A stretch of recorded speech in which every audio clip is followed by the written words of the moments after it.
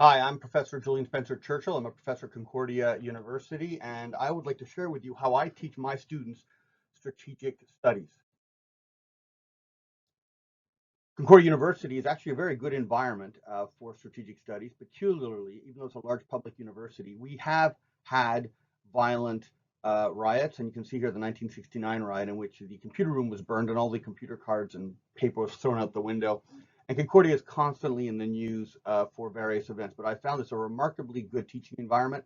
It's surprisingly not woke and surprisingly not a bullying environment of statisticians. It's one of the strangest, most open places I've ever had the privilege of teaching. And in Quebec, we have a law that guarantees, with a series of provisions and panels, the freedom of expression in the universities. And so I can say virtually anything. And so I'm in many ways privileged to be able to teach strategic studies in this type of protected environment.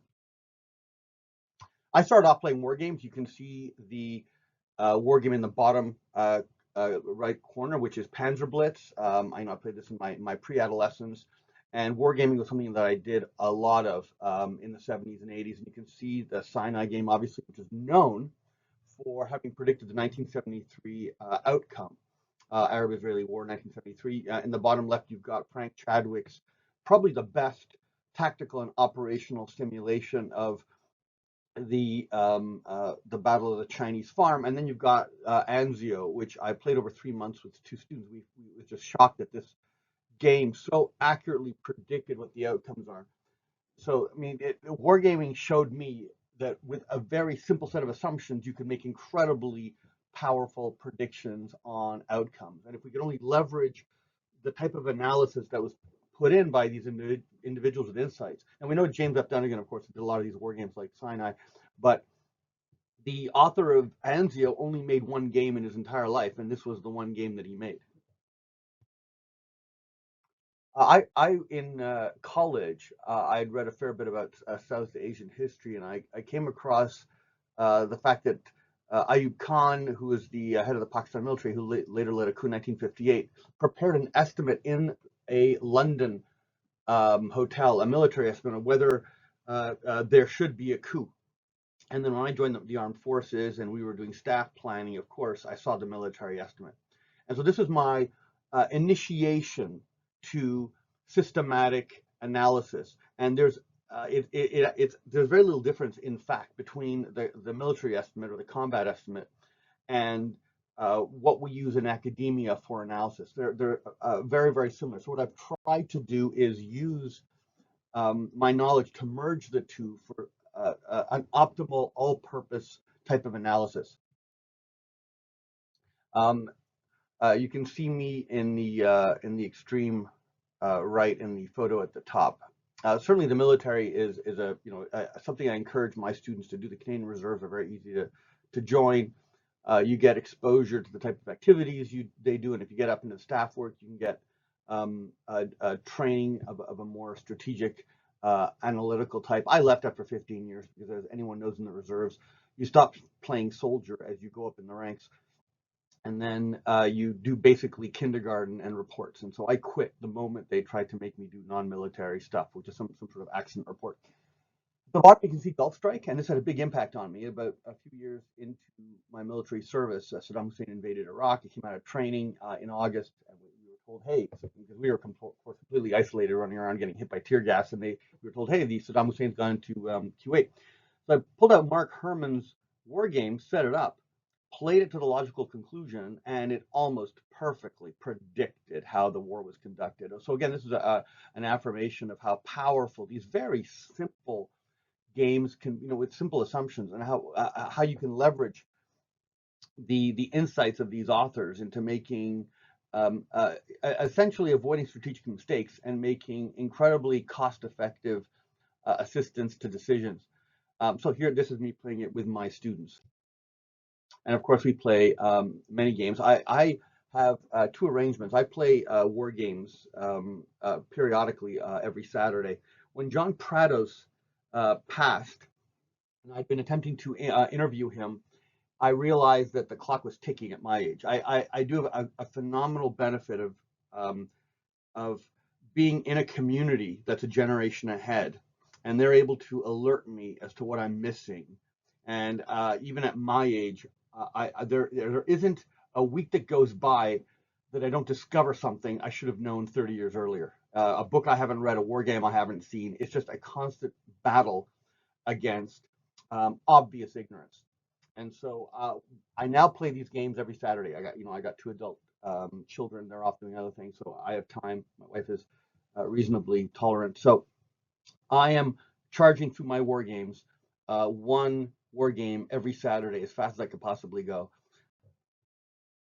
But I also play war games with students in the form of a tutorial where the students play a game weekly for 12 weeks, 3 hours a week, and I choose the most difficult, complex games. These photos are all from over a decade ago, and some of them are from 2 decades ago. So I've been doing this a very long time, and this allows a deep dive into the more complex simulations. So the students don't only play a simulation over 12 weeks, but in addition to that, either they have to write an extensive paper or they have to go through either of these two textbooks. The one on the left is McCartan's Humphrey's Political Games. It's a phenomenally dense games theory introduction, and the students are required to critique each and every chapter, and each 2 pages is a separate chapter. So you can imagine it's very, very dense. And on the right, we have, of course, Forgotten Calculus. Barbara Blow's book is the best pedagogical introduction through Calculus 1, 2, and 3. It doesn't have trigonometry in it. And so my students use this because it's the basis for statistics. Plus, the optimization function in calculus is something that everyone should know how to use. And of course, finally, her book is targeted towards economics and business, which is very, very similar to the social scientific applications you see in strategic studies. And so it's very important in terms of how it impacts student thinking on possibilities of the types of analyses they can do. All of my strategic studies classes are on YouTube. So everything during COVID, every single class I ever taught, I threw up there. It's got a couple of wargaming rules up there as well, plus a course on Introduction to International Relations, which I don't really consider strategic studies. But the classes, so you can see every single lecture I have up there. Some of them are a bit dated, but it's I don't upload the changes that I do every year. My courses begin with Causes of War. It's a statistical class, but we look at the conventional theories on the causes of war, and then we go on into Introduction to Strategic Studies. We've got a fair bit of math to it, and then we go on to a course on the strategic studies of nuclear weapons. Nuclear weapons affect everything we do, even if it's not visible. It's important to know how to build and use them. And the fourth class is the strategic studies of China, and it's really the causes of war, the conventional strategic studies, nuclear strategic studies applied to China. And then my fifth and final class is essentially advanced statistics for war. So people interested in studying conflict that want to use the full array of statistics would take that class. And of course, all these lectures are completely free and available on the internet on my YouTube channel. So this is the most important beginning technical approach I teach all of my students. It's called hypothesis testing assignment. It's part of positivist methodology, and I teach students how to come up with a puzzle where you have essentially the conventional wisdom is countered by a novel case that it doesn't explain, or by a competing theory. And the procedure here is very old. I mean, this is Kantian, even partially Aristotelian. People who do science have always done it this way if they're successful. You do a conventional wisdom literature, and this, of course, is not a survey of what you've read. It's an assassination job of people who've done a horrible job predicting and explaining outcomes that in a particular field. We operationalize the model with independent variables. We have indicators, directions of influence. We still need a mechanical explanation at this level, and we're focusing on the dependent variable. We would critique the conventional wisdom model. We propose a competing model, which can either predict the same thing differently or predict a completely different outcome. And then we go and we collect a case. Crucial case analysis is very important because of a lack of resources. And so I have my students read out this yellow paragraph and fill in the blanks because it's absolutely important that they do. But essentially, if you're going to conduct a test, you always conduct the test on the favorite case of the conventional wisdom, not your favorite case. And this is a recurring mistake that even advanced and very mature authors who published many books have done. And so I drill into my head that the students have to be able to do this in their head. Now, many of these are associated with simulations, and so I have other categories at the bottom. But essentially, this is built on the falsificationism of Ernst Mach that you can see at the bottom. But even Kant was a falsificationist. He never prove anything. He can only disprove things. So if there's no proof that if I let go of the pencil, it will fall. So we have to translate that into a falsification statement, which is that I hypothesize that when I let go of the pen, it won't fall. And when I let go of the pen and it does fall, then it falsifies the hypothesis that it won't fall. And everything in the social sciences is geared to falsificationism. You can never prove anything, and I prohibit my students from ever using that term. In statistics, it's exactly the same thing. You're attempting to disprove the hypothesis that there is no relationship, and that's the orientation of most statistics studies. So this is the basis for every single class, every single analysis, every single model, whether it's qualitative or quantitative, that I use. Of course, students also have to know these other 10 important points. Don't use strawman arguments, avoid tautologies, be aware that most relationships are curvilinear. Do not select on the dependent variable. Be aware of the selection effect of non-events and anticipated reactions. Make sure your counterfactuals are plausible, plausibly cotenable. Use counterfactuals to confirm theory. Avoid constants. Theory always precedes observation, and be aware of how to apply the method of sameness and the method of difference from John Stuart Mill. Most leading authors in political science, I'm going to use the aggressive word of cheat. Now, maybe because their editors compelled them to write a shorter book and they had to leave out parts, but it's such a recurring, obvious shortcoming that even great books like The Tragedy of the Great Powers by John Mearsheimer misses about half of these methodological requirements for validity. And if you're skipping on some of these requirements, you're weakening your argument.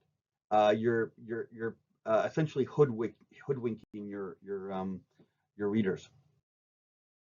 So my principles of teaching, well, they basically come from the Army. I mean, I had phenomenal mentors that were master corporals and sergeants, and just epic, wonderful human beings.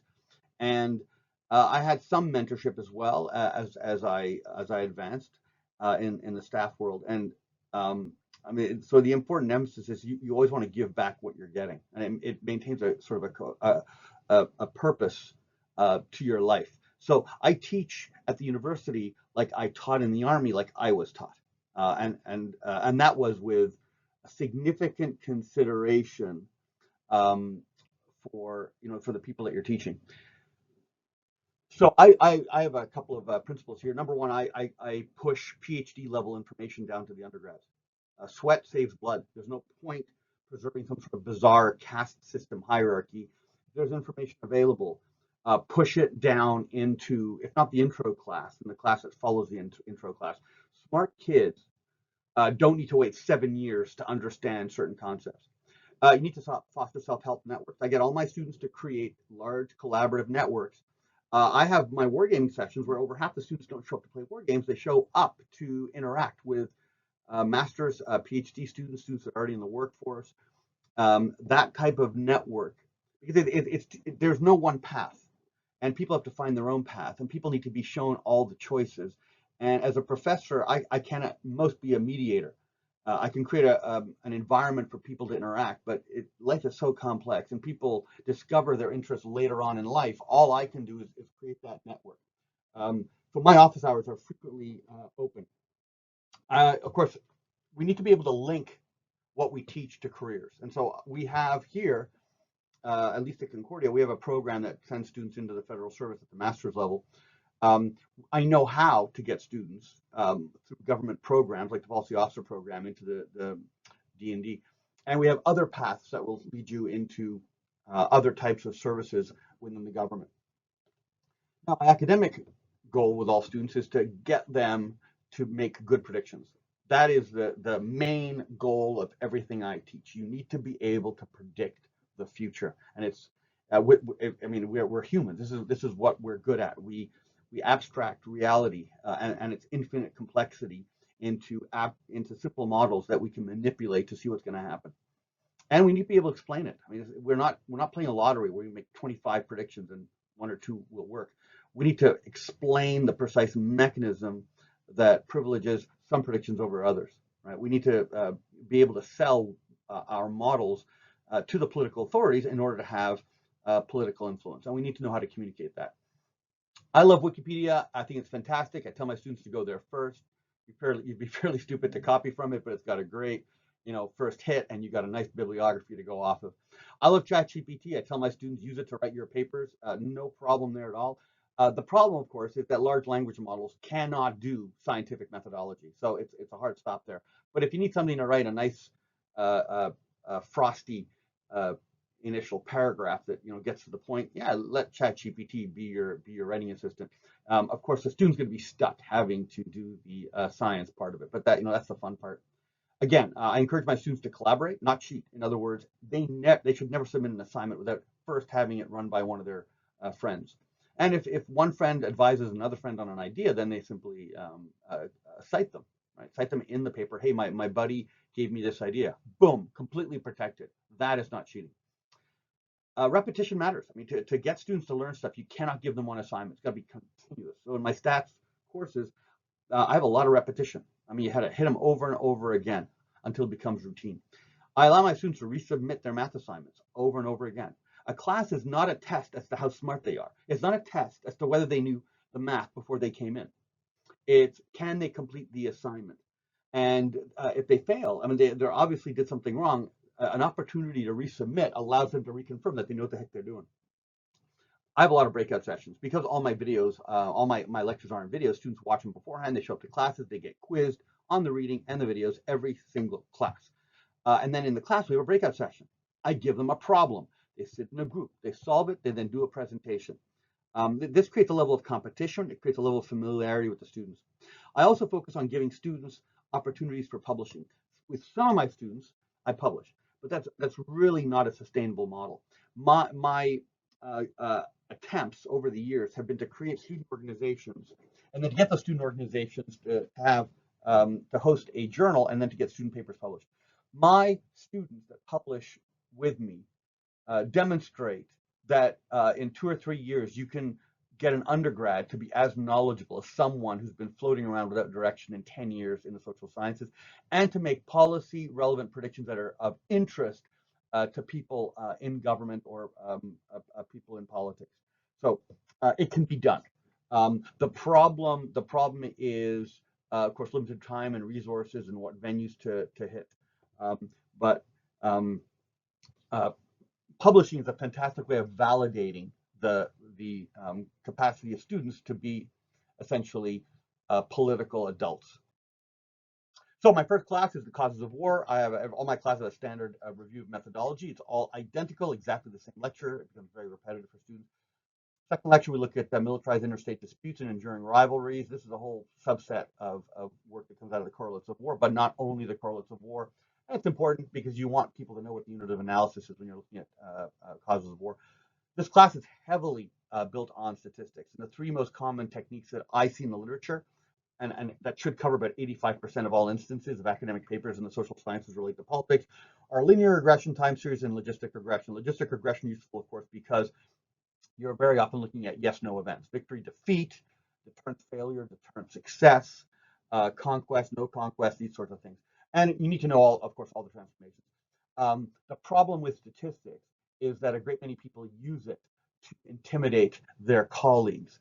And so my course is an inoculation to teach people how to see something when there is an author who's trying to cheat. And that means they've got to master all of the diagnostics: multicollinearity, heteroscedasticity, making linear transformations, identifying and fixing serial autocorrelation, all these different diagnostics that are in 90% of cases left out of the academic paper, and are principally the source of how the students sort of get around how they cheat is a good way of describing these authors. You will see at the bottom my regression by hand. Before I let students touch a computer, they have to complete a linear regression by hand. This is the one that we did at Columbia University. The purpose of this is to make students love the computer. Once you've done a regression by hand, and we're not making people do proofs, but just showing them the arithmetic of a linear regression, they discover how incredibly simplistic it is.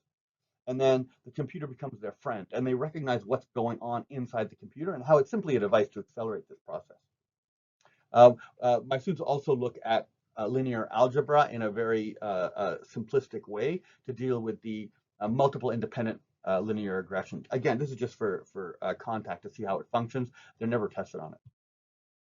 I show them the data sets. My two favorite data sets are, of course, the correlates of war and the polity data set from Ted Robert Gurr. And these are very useful to build data sets because they're prepackaged, and it gives you an incredible access to history.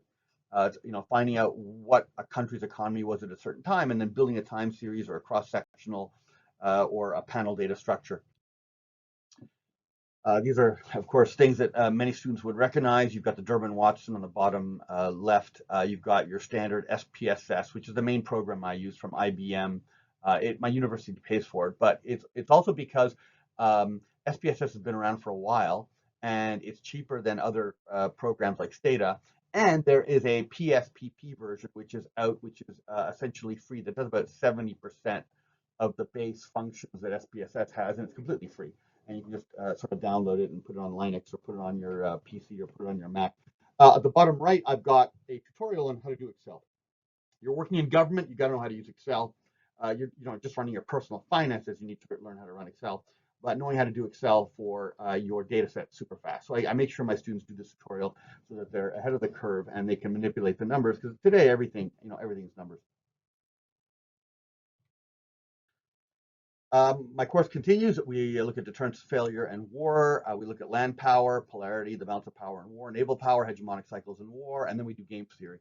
We have our first midterm. So you can see here, obviously I'm doing a John Nash solution to, which is essentially a mixed game strategy solution, which comes with a probabilistic outcome. I do this not only for its philosophic benefit. The students need to know that there isn't always an optimal non-random solution to a decision problem, which is how we have this image of the great leader doing this, but of course not. In order to win a nuclear war, you may have to roll dice, as shockingly counterintuitive as that is, because if anyone detects a pattern, they can exploit you, and no one wants to be exploited, right? You would do worse than whoever is targeting you. But we also use this to look at discrete decision choices between players. What I'm showing you here is a very, very simplified model, but you could have a multiplayer version, and you can have a lot more cells, which is what my students are able to play with. Of course, there's other types of game series that I teach, which is extensive form games, not only strategic forms.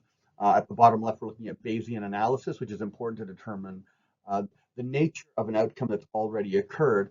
And then there's also the formal application of game theory that allows us to make counterintuitive predictions, which is what you can see with the model on the right side, which is basically an arms race model that at some point turns from peace into war.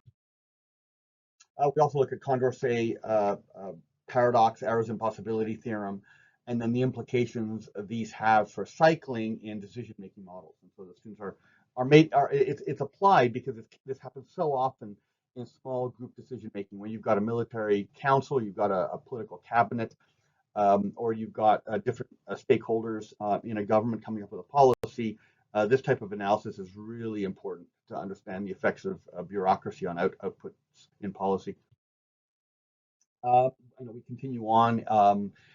Individual psychology, misperceptions in war. Misperceptions, of course, is from Robert Jervis. Crisis decision-making in war, organizations, crises, weapons, regimes, diversionary war. They have a second midterm, and then revolutions, trade, development, environment, and human nature in war. Very often I fit into this class a simulation of the Cuban Missile Crisis, which is really phenomenal because it captures peace to war, and a great many of these incentives to cross over the threshold into conflict are represented in this game.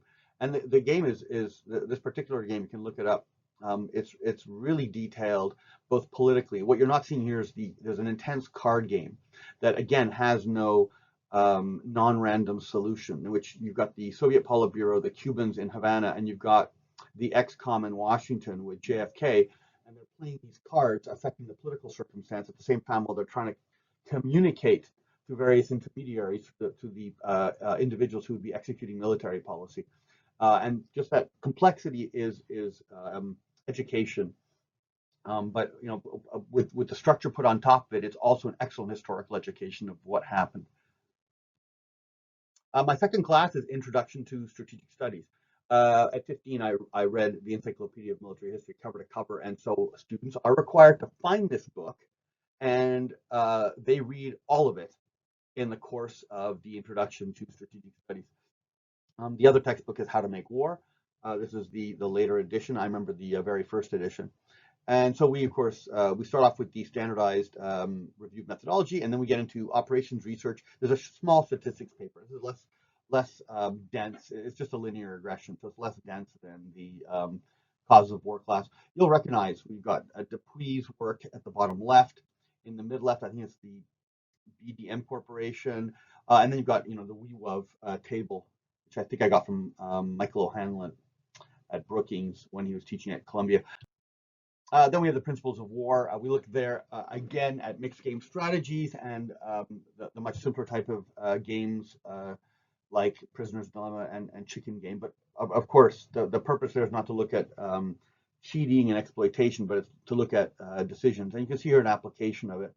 And of course, we do a deep dive on the Lanchester equation, and we look at different applications of it.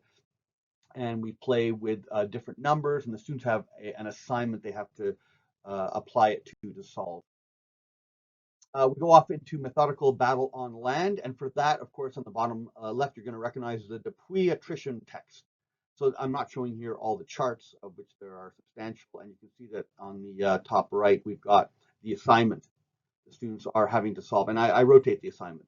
In this particular one, I've got Chinese Marines landing on the coast of Taiwan, and you have to look at a map and then figure out how to value all the different variables in the model, and the model's phenomenal. I've seen it make accurate predictions, but of course there's other parts of it that are not evaluated. We do refer to Biddle's middle military power. He does an excellent job applying a calculus formula also to a games theory output, and then translating that into very simple if-then statements. And so it's a really phenomenal book to teach. And of course, we've got John Mearsheimer's from his conventional deterrence text. Even though his focus was on the outbreak of war, the intersection between defensive and offensive operational dispositions is useful even if you're looking at strategic studies. My students are also required to play one scenario in Close Combat Modern Tactics. I think it's a phenomenally good game. I think it started in Temple University, and it's got a very strong psychological component, leadership component. I find it is the most, and I basically got my university to buy a bunch of licenses for not a lot of money, so it's very, very inexpensive that way. It's got all sorts of different environments, including the deserts. It's got mountainous terrain like Afghanistan, urban environments. It's got environments typical of Europe, typical of military bases in the US. So it's a great learning tool. And students can play it over and over again. And I don't let them play it by group. It has to be an individual submission. I have to do a screenshot of how they achieved victory. And but they're allowed to go together and play this thing at the library. We then do a simulation. This is the Indo-Pakistan simulation that it's been going on for, gosh, since 2005 or 2004, way back. It is available on Vassal. If you're interested, you can email me. You have students, they play all the different countries. The rules are not that complicated. It's designed so it can be played in an hour. I focus on the map. The rules don't require any adjudication. You simply write pieces of paper, on if you do sanctions, if you are cutting off oil, you just write those on pieces of paper, and I basically stick that into a giant sheet, and I figure out who won and who lost by the points. You can see the order of battle at the bottom. This game was played by the SEALs of Coronado Island. I was brought down there because of my extensive time in Pakistan to give them some advice. They basically said, listen, here's 8 hours, what the hell you want with it. So I spent an hour of it playing this game with them, and the SEAL team's members, aside from not appearing very tall or very strong, and therefore like the everyday human, and there are women there as well. They struck me as one of the most intelligent people I've ever come across. They played this game, dealt with every possible source of instability, negotiated a ceasefire, and then ensured that the point distribution between India and Pakistan was mathematically perfectly equal. It was shocking. I've never seen a set of humans do this so quickly, so naturally. Um, uh, uh, Clearly, they had very high IQs. Anyway, you can download this game. All my games have rules that are elucidated on YouTube, and the game itself is available on Vassal. It's all free. I use it because it's fast. It's a fun way of teaching students, and plus, it makes them aware of how to apply the theories to an actual situation. So the way we determine success is not, okay, you got 10 points, therefore you did better than the other team. You're always competing against other people who played the game before in your position. So if you're playing Japan, for example, in this one, you want the oil to flow, so you can use your economic power to work with China and the US to calm everybody down. And you can see on the left side, I've got the list of the games, where the class happened, what the date was, what the points were. And at the bottom, we use essentially a standard deviation calculation to work out a z-score. In other words, we find out what people got in the past. We work at the standard deviation. We see if you're above or below it by what proportion, and then we report the results as, you've done worse than 70% of previous plays in the last 20 years, or you've done, 22% better than the average play. It depends. There's different ways of presenting it, and you can alter it depending on how much you want to humiliate those who did very, very badly. But there are consequences to playing badly. And I actually call it in my class Saddam Husseining, right? Where you play a game and you haven't actually read the rules. So we go on to insurgency, counterinsurgency. Does Conquest Pay is a phenomenal book on how to do occupation of foreign societies. We do not run away from Vietnam. We do a deep dive using Summers and Krapinovich. It is a very big topic. I mean, you've got urban, you got Foucaultism, you got Maoism, Marighella, Che Guevara, lots of different approaches. Look at the French Revolution, the Spanish Revolt. So there's a lot of theory in there. I could teach a whole class on insurgency and counterinsurgency theories. It's almost painful only having two classes. For the air component, we rely heavily on Professor Charles Camps from the Air Force Command and Staff College. He, of course, was a platoon tank commander in Germany in the 70s. Then he was a surface warfare officer on a U.S. destroyer escorting carriers, and then 19 years as professor. And so he is very helpful. He's, of course, a big war game designer, such as Central Front, Nordcap, Central Command. And you can see, of course, Andy Marshall in the top right.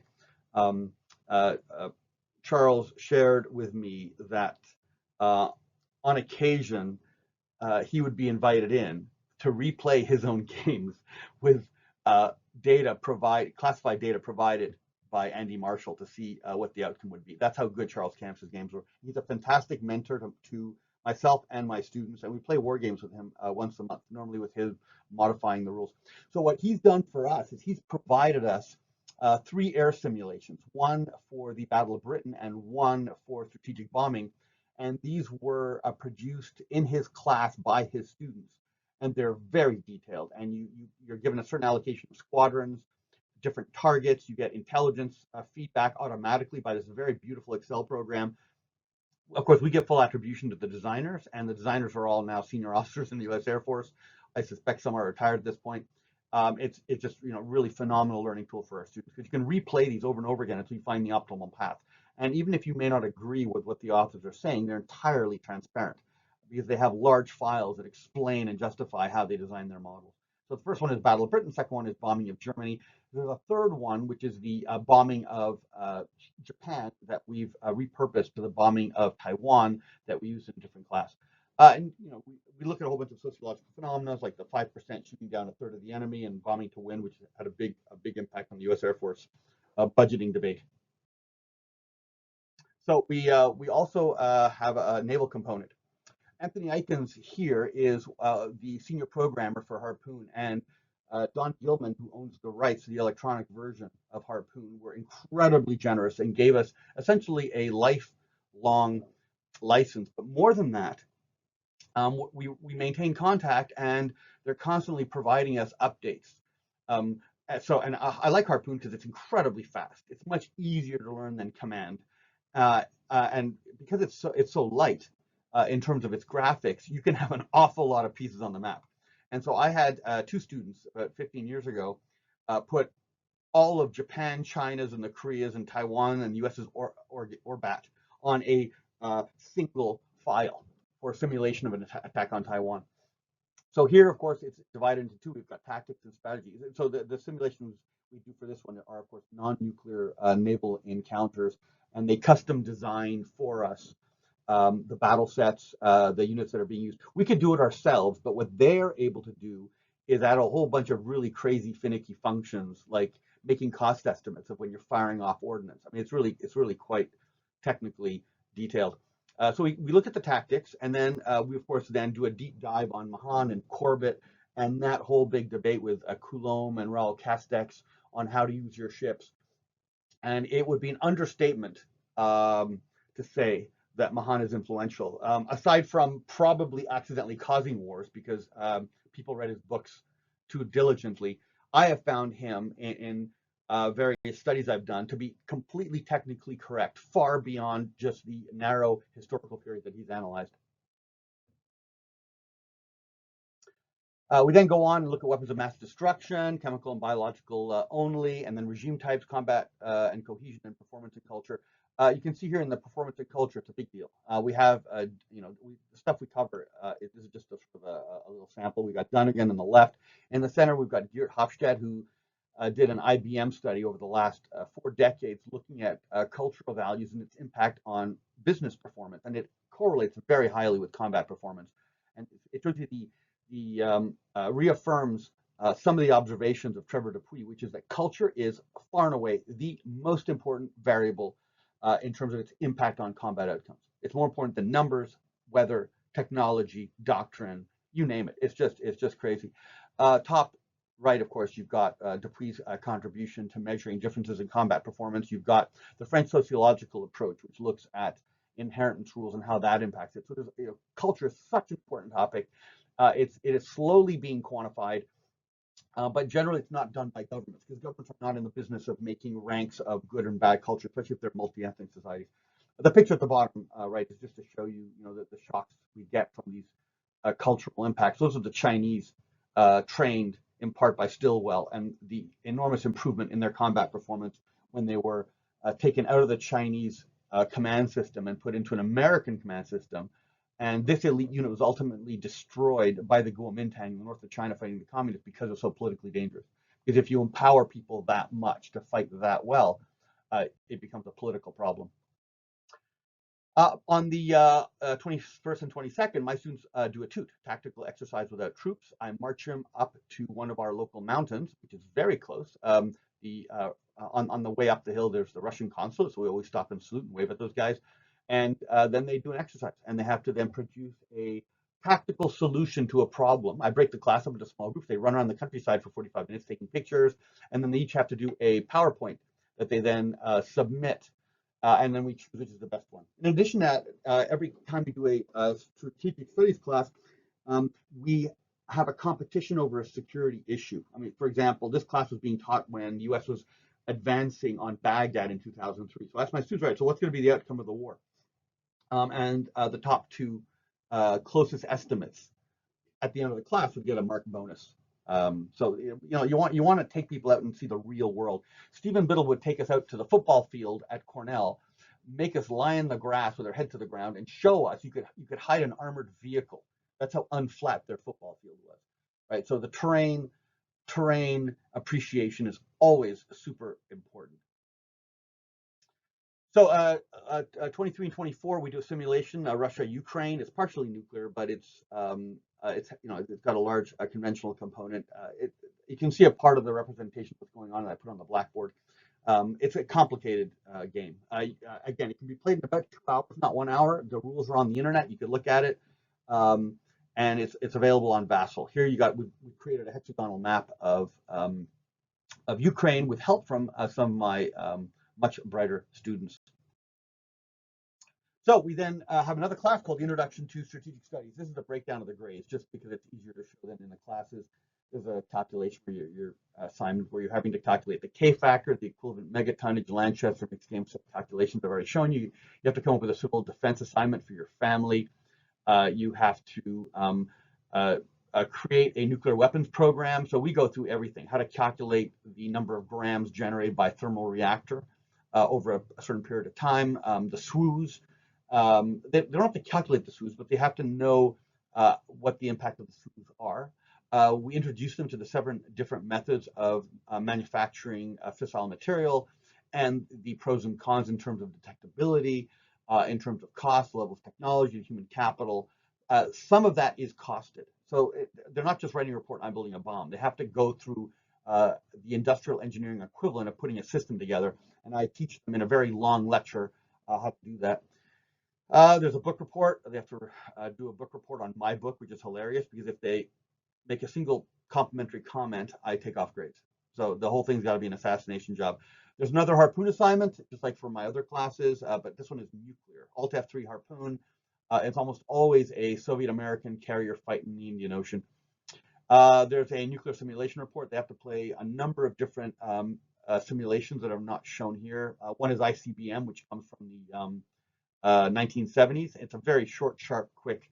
Russians fire nukes at America. America fires nukes at Russia, and it's a good way of seeing, what the baseline major nuclear confrontation is when we compare it to stuff today. I've got movie quizzes where I have to look at a bunch of explosions, and every single one of my classes is a quiz to see if people have read the notes and done the readings when they show up. So for the nuclear weapons effect, this is an example of one of the past assignments. They have to take the Lovelace wheel that you can see on the right and then calculate a whole bunch of stuff at the bottom, the PSIs. And this is a very, very powerful calculator. I took it into the Colorado mountains, the NORAD headquarters, and you can calculate how big the crater has to be to get the ceiling to fall in. So this thing does a lot, but my students have a very, very limited application of it. They're looking at air burst, ground burst, dynamic shock waves, which of course is the overpressure followed by the underpressure that dynamically knocks things over. And then on the inside flap, it'll give you information for the biological effects and the specific effects on different types of construction. You can see the other calculations here. For example, the intercept calculation, which is important. It makes them aware that accuracy depends a lot more than the size of the warhead on making destructions. And also you can see some of the questions here for equivalent megatonnage and for designing layered missile defense systems with the formula here for interception. All this stuff is relatively basic, but you need to know it to have an understanding. I used to teach this as a seminar, and I realized people didn't know any of the math or any of the technical aspects of nuclear weapons, and so I stopped teaching it as a seminar. This, of course, is so we look at nuclear weapons design, how to build nuclear weapons. We have a competition on who can build the best weapon, and half the class still doesn't understand how to build a weapon at the end of it. But it's obviously depends what kind of weapon you're building. You're not going to put a fusion weapon fired out of an artillery piece because all the cretins are going to fall off. So here you can see Dunnigan's estimate of the K factor. That's important for calculating preemptive strikes. We look at the biological and environmental impacts. We also look at rebuilding after nuclear war. And there's, of course, Herman Kahn's work on rebuilding. But we also look historically at bombing campaigns and large-scale mass killings associated with, the Mongols, the decline of Greece, and all these sorts of things. The volcano that buried Saint-Pierre, the port city. A major part of this, of course, is doctrine. So we look at programs and budgeting. We look at proliferation. That's a bit quantitative. So we introduce some statistics there. Nuclear doctrine and nuclear crises, and of course, nuclear doctrine in terms of how you use nuclear weapons. And the games in this class are really a set of hypothesis tests on whether Thomas Schelling, Nobel Prize winner in economics, or Borden and Lanchester are more correct. Most civilian nuclear weapons strategists will read Bernard Brodie, who's a pre-World War II naval technology expert, and his books are phenomenal. I mean, if you read his books at the beginning of the Second World War, it was so easy for him to predict what the outcome was, and he was wargaming, I believe, at the Ritz-Carlton, might have been the Ritz-Carlton in New York City, which was like a monthly affair for years. He must have met Hector Bywater, who's one of the leading naval journalists, who's very good at predicting the outcome of World War II in the Pacific. So you have some very fundamental choices on how nuclear weapons should be used that are backed up by some very intelligent men with really good arguments. And so the students are exposed to this. And it really boils down to a principle of justice. How would you distribute a pie between two people armed with unlimited weapons? And so it really comes down to human psychology, not to the technical weapons themselves. But the implications are enormous. Again, the students, when we do nuclear warfare on land, I have no simulation. I know that Janus, the Canadian Forces simulator they used for tactical operations, was originally derived from an American system that was intended for measuring tactical nuclear weapons effect. I don't have a war game for that. I don't have a simulation that's cheap that I can get my students to play. One day I'll find one. We do, of course, nuclear weapons at sea. This is a screenshot of Japan. But it's because I don't actually discovered I don't actually have a screenshot of the sim in the Indian Ocean between the Soviet and the American carrier, but it lets them see the difference between nuclear and non-nuclear weapons effects in a naval confrontation. We then go on and look at command and control, like Bruce Blair's book, Issues in Missile Defense. We then have our first series of simulations. This is a Cold War simulation, super simplified. This is not like the simulation I mentioned earlier, which was missiles flying over the Arctic, which was hexagonally based. I haven't shown that to you, but it's a, if you look up ICBM, you'll find the game quite easily. This one is, again, a coordination problem. You've got countries with missiles, the war starts, and what we're trying to hypothesis test is in a hyper-simplified environment, um, are the players going to be able to control escalation? Now, something we do is, and something that Schelling did every year when he taught at the University of Chicago, but his separate classes were at Columbia and Harvard, and so he would teach classes on nuclear strategy. And so he would conduct something called a Schelling test, which would be a coordination test, in which he would ask people, for example, if you met your significant other in New York City, where would you meet them? And that what he was trying to test was a convergence in the class. Was there a plurality of votes that went for a particular answer?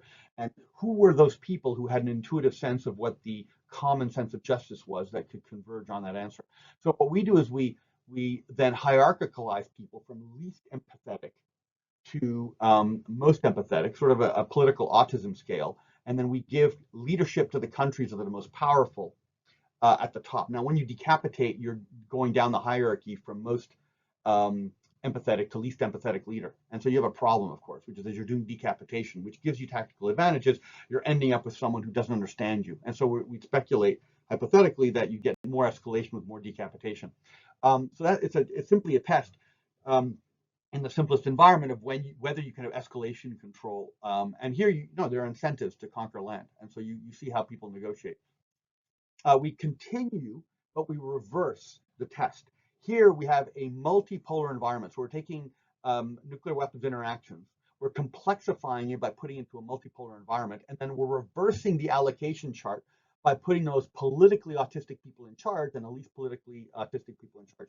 In the previous slide, I gave you a flash view of the front of a journal in which I published my findings on these simulations over 20 years. And so you can go read about it.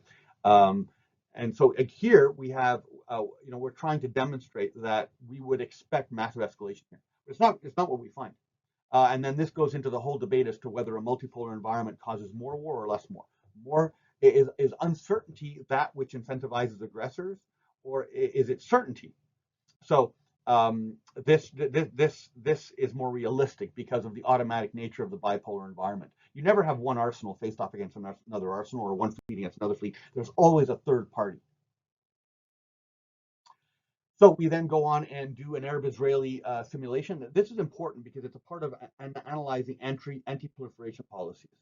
These countries are emerging with nuclear weapons. Obviously, this is a sensitive topic at the moment. I mean, a very important part of this whole game is an uprising in Gaza, which then the Israelis then bomb, and it's an option. If you look at the order of battle there, you'll see there are various groups that can be activated.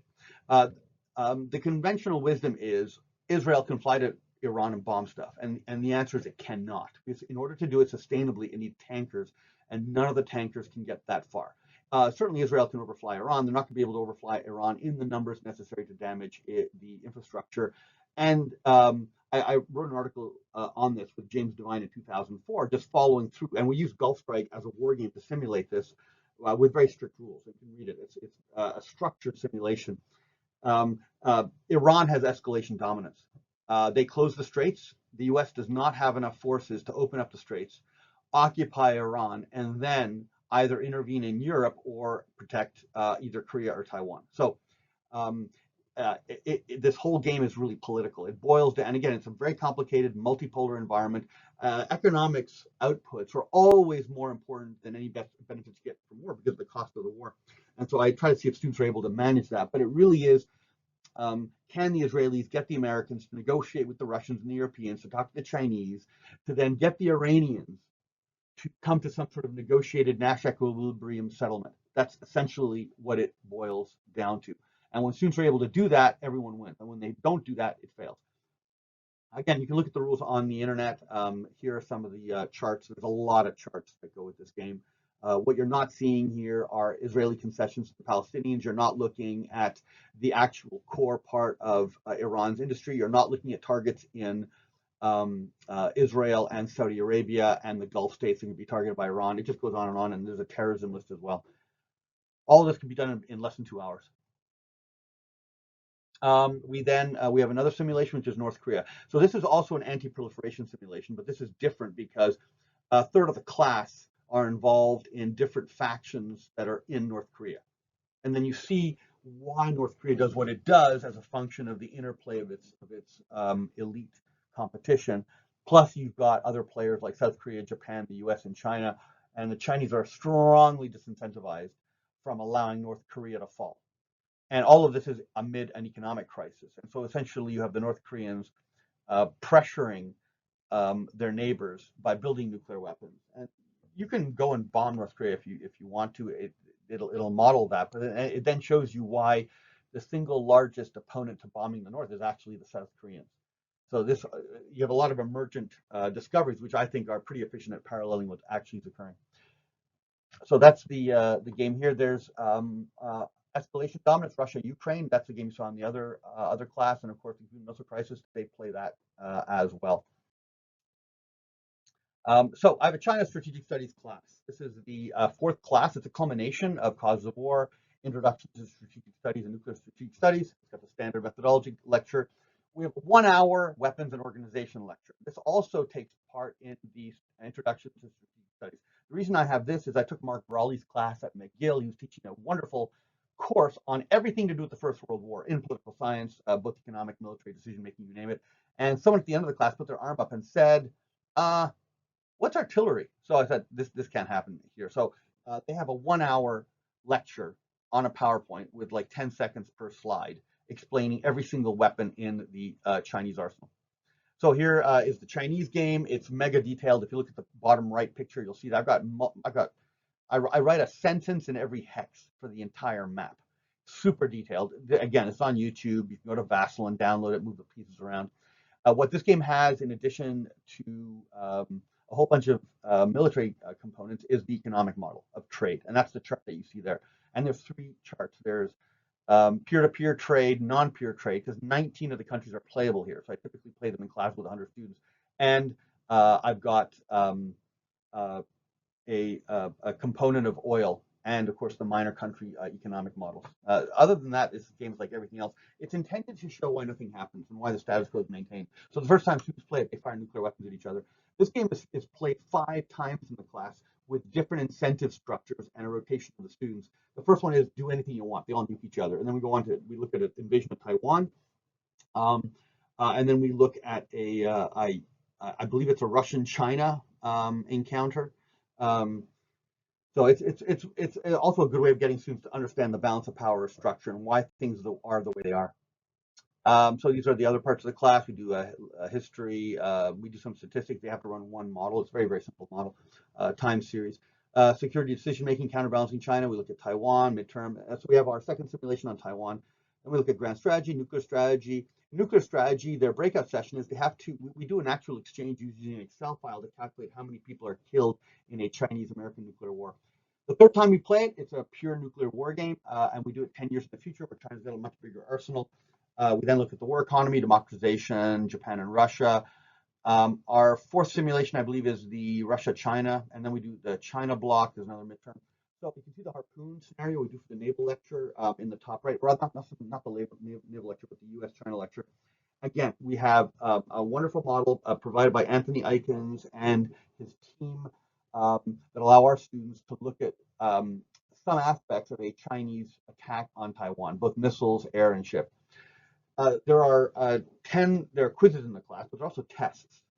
And the tests include, as you can see here, just this is 2 of the 10 tests. The students have to, of course, memorize and are tested on, and they can redo the tests an unlimited number of times till they get 100%. They can show up to my office hours after and do it.